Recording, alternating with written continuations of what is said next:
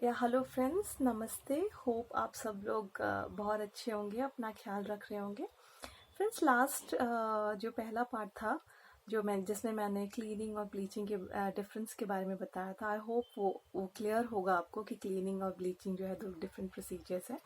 आज मैं आपको बताती हूँ कि जो ब्लीचिंग है वो कैसे कैसे की जाती है। देखिए, सबसे पहला जो सेफेस्ट तरीका मैं आपको बताऊं वो है डेंटिस्ट के पास जाकर के ब्लीचिंग कराना या टीथ वाइटनिंग कराना।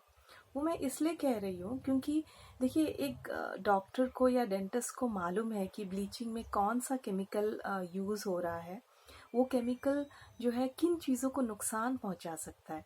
जैसे जो ब्लीच के लिए जो केमिकल यूज़ होते हैं, तो वो जो है आपको गम्स को जो है नुकसान पहुंचा सकते हैं। तो वो लोग पहले गम्स को सेपरेट कर देते हैं। ठीक है। तो उनके पास एक जेल होता है, तो उस जेल के थ्रू वो उसको सेपरेट कर देते हैं। और भी तरह की चीज़ें होती हैं जिससे वो गम्स को सेपरेट करते हैं। उसके बाद वो दांतों को सुखाने के बाद अच्छे से उसके बाद वो ब्लीचिंग करते हैं। तो जो प्रोसीजर होता है वो बहुत ही कंट्रोल्ड प्रोसीजर होता है। ठीक है। और सेफ भी होता है क्योंकि वो आपके जो गम्स का भी ख्याल रख रहे हैं, है ना, दांतों का भी ख्याल रख रहे हैं, और बहुत कंट्रोल्ड है। और एक एक जो कहते हैं ना, स्पेशलिस्ट के द्वारा जो है आपकी ब्लीचिंग हो रही है। तो सारी जगहों में ब्लीच होता है यूनिफॉर्मली। ऐसा नहीं है कुछ जगह छूट जाएंगी और बाकी जगह हो जाएगी, ऐसा नहीं होता है। और जो केमिकल्स जो इन ऑफिस ब्लीचिंग जिसे हम लोग कहते हैं कि जो जो डेंटल क्लिनिक में जो डेंटिस्ट द्वारा की जाती है, जो ब्लीचिंग होती है, उसमें क्या होता है कि जो केमिकल्स जो यूज़ होते हैं ब्लीच करने के लिए, तो वो जो है उसमें जो मात्रा होती है ब्लीचिंग वाले केमिकल की, जो मात्रा होती है तो वो ज़्यादा होती है। ठीक है। तो जैसे कि हम लोग हाइड्रोजन पेरोक्साइड कह देते हैं जो ब्लीच के लिए यूज़ होता है, कि उसकी परसेंटेज जो होती है वो ज़्यादा होती है। ठीक है। तो ज़्यादा होने के साथ साथ जो आपको रिजल्ट है इन ऑफिस ब्लीचिंग के, जो रिजल्ट है जो डेंटिस्ट के पास जाके आप करते हैं, वो एक ही घंटे में आपको रिजल्ट मिल जाता है। ठीक है। 45 मिनट से 1 घंटे के प्रोसीजर में ही आपको अच्छे रिजल्ट मिल जाएंगे। ठीक है। हाँ, थोड़ी सेंसिटिविटी हो सकती है, वो 1 या 1.5 महीने में धीरे धीरे करके जाती है। ठीक है। लेकिन जो रिजल्ट है सबसे अच्छा वो इन ऑफिस ब्लीचिंग का ही होता है, जो डेंटिस्ट द्वारा किया जाता है। कंट्रोल्ड प्रोसीजर होता है, सेफेस्ट प्रोसीजर होता है ना। तो अगर आप समझिए आपके दांत जो है कम से कम 10 शेड्स या 16 शेड्स लाइटर हो सकते हैं, है ना। 10 शेड्स या 16 शेड कहने का मतलब है कि समझिए, अगर मैं आपको समझाऊं कि 1 से लेके 10 तक का नंबर दे दूं मैं वाइटनेस को। ठीक है। सबसे पहले एक बहुत ही येलोइश कलर होगा, उसको नंबर 10 दे दीजिए या 1 दे दीजिए, चलिए। ठीक है। उससे थोड़ा सा जो लाइट होगा उसको मैंने 9 नंबर दे दिया। उससे और थोड़ा 9 नंबर से भी थोड़ा सा जो लाइट होगा उसको मैंने 8 नंबर दे दिया। इस तरह से जो सबसे वाइट होगा वो 1 नंबर हो जाएगा। तो इस तरह से 10 शेड्स लाइटर जो है इन ऑफिस में आपको रिजल्ट मिलते हैं। तो रिजल्ट बहुत अच्छे मिल जाते हैं आपको कम समय में, 1 घंटे के प्रोसीजर में ही आपको मिल जाता है। फिर मेंटेन रखने की जिम्मेदारी फिर आपकी है, क्योंकि अगर मेंटेन नहीं रखा तो वो तो 1 महीने में ही दोबारा आपके जो येलोइश कलर है वो वापस आ सकता है।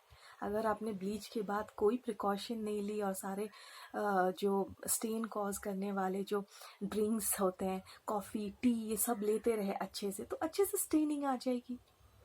क्योंकि ब्लीचिंग के बाद दांत जो है थोड़ा पोरस जैसा हो जाता है। ठीक है। सेंसिटिव हो जाता है। वो सेंसिटिविटी जाने में कम से कम आपको 4 से 6 हफ्ता लगता ही है, मतलब 1 डेढ़ महीना धीरे धीरे। एक सेंसिटिविटी टूथपेस्ट भी दिया जाता है आपको, वो यूज़ करना होता है रेगुलर बेसिस पे, और उसके बाद वो धीरे धीरे करके चला जाता है। वो टेम्प्ररी होता है, वो चला जाएगा, फिक्र ना करें आप। ठीक है। तो ये होता है इन ऑफिस जो डेंटिस्ट के पास जाके करते हैं आप, और वो बाकी चीज़ों का भी ख्याल रखते हैं। अगर भाई ब्लीचिंग से पहले वो देखते हैं क्या क्या आपको क्लीनिंग की ज़रूरत है, तो क्लीनिंग करते हैं।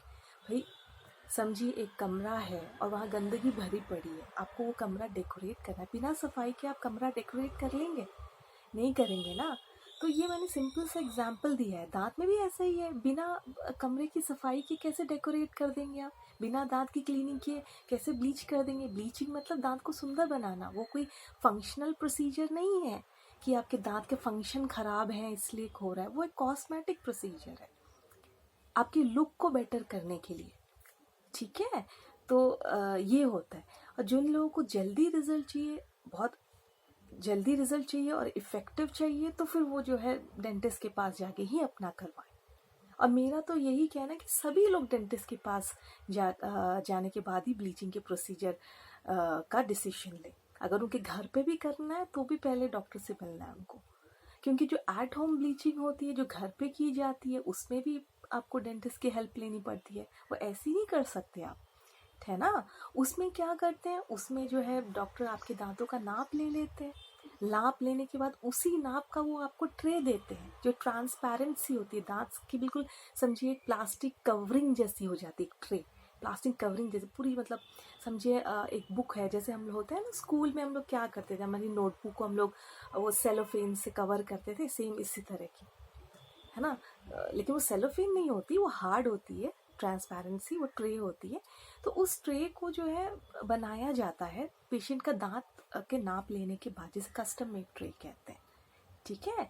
तो उसके बाद आपको जो है ब्लीचिंग जेल दिया जाता है, ठीक है? तो वो ब्लीचिंग जेल को उस ट्रे में लोड करके आपको पहनना होता है अपने घर में, ठीक है? 1 या 2 घंटे के लिए पहनना होता है, रोज़ पहनना होता है, कम से कम 20 दिन तक पहनना पड़ेगा, ठीक है? तो डिफरेंस क्या हुआ इसमें, जो ब्लीच वाला जो केमिकल है, केमिकल की जो परसेंटेज होती है इसमें, जो केमिकल हमारा हाइड्रोजन पेरोक्साइड ले लीजिए, वही होता है मेन। तो उसकी जो परसेंटेज होती है ये ब्लीचिंग जो आपको दिया, जो ब्लीचिंग जेल हो उसमें जो है परसेंटेज कम होती है। कम होती है तो दांत कम ब्लीच होगा। अभी मैंने बताया था इन ऑफिस में जो है 1 से लेके 10 शेड्स तक आपके ब्लीच हो सकते हैं, लेकिन जब घर में इस तरह की जाती है तो समझिए 5 शेड्स, 5 शेड्स से लेके 1 शेड्स तक, 5 शेड्स, है ना?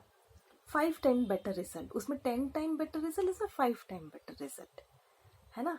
तो ये समझ लीजिए आप, ठीक है? उसके बाद घर में जो है गम्स को कैसे प्रोटेक्ट करना है, इसमें भी बहुत लोग चूक जाते हैं, ध्यान नहीं रखते। उनको लगता है बस दांत ब्लीच हो जाएंगे बस, उनको ये नहीं पता रहता कि जो ब्लीचिंग एजेंट है या जो ब्लीचिंग का जेल है या मटेरियल जो भी हम यूज़ कर रहे हैं वो हमारे गम्स को इरिटेट करता है, तो उसकी प्रोटेक्शन भी ज़रूरी है। ये नहीं ले पाता है पेशेंट घर में, तो कभी कभी उनको जो है गम्स में हर्ट हो जाता है, ये भी उनको सफ़र करना पड़ता है ना? लेकिन वही है कि डॉक्टर आपको ये सब बताते हैं कि इस तरह से प्रिकॉशन लेना है, क्या क्या करना है ब्लीचिंग से पहले, ये आपको समझाया जाएगा, ठीक है? ताकि आपके गम्स को इरिटेट ना हो, उनको नुकसान नहीं हो, ठीक है? तो इस तरह से हम एट होम ब्लीचिंग भी करते हैं, बट उसमें भी आपको डॉक्टर के पास जाना है। वो आपके दांत मुंह का चेकअप करेगा और बताएगा ब्लीचिंग कर सकते हैं कि नहीं कर सकते हैं। जब वो ग्रीन सिग्नल देगा तभी आप का ट्रे बनेगा और तभी आप ब्लीच कर पाएंगे, है ना? अगर वो ग्रीन सिग्नल नहीं देता, वो बोलता है कि आप में तो इतनी गंदगी है, इतने तो गम्स नीचे गए हुए हैं, ऑलरेडी दांत सेंसिटिव है, कैसे ब्लीच कराएंगे आप? ब्लीचिंग कराएंगे तो आप तो एकदम परेशान हो जाएंगे फिर बाद में। तो ऐसे नहीं करना, उस ज़रूर कंसल्टेशन ज़रूर लेना है।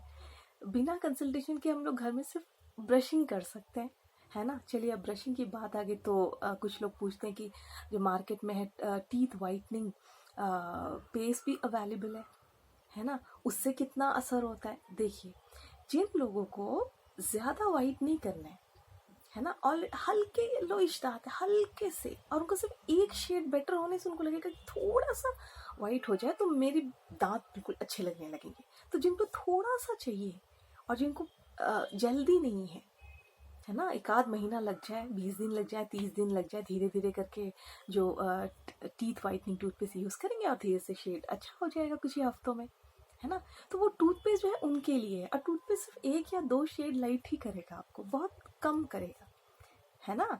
तो टूथपेस्ट से बहुत असर नहीं होगा। और ये उन लोगों के लिए जो थोड़ा सिर्फ 1 शेड बेटर चाहते हैं कि थोड़ा हो जाए तो मेरे को काफ़ी है, तो उनके लिए टूथपेस्ट होता है ना? तो टूथपेस्ट का उतना कोई नुकसान नहीं होता, गम्स वगैरह को उतना इरिटेट नहीं करेगा वो, है ना? जितना हम लोग पर्टिकुलरली एक जेल लेकर के ट्रीट करते हैं अपने दांतों को जब, ठीक है? तो आई होप ये इन्फॉर्मेटिव लगी होगी, ठीक है।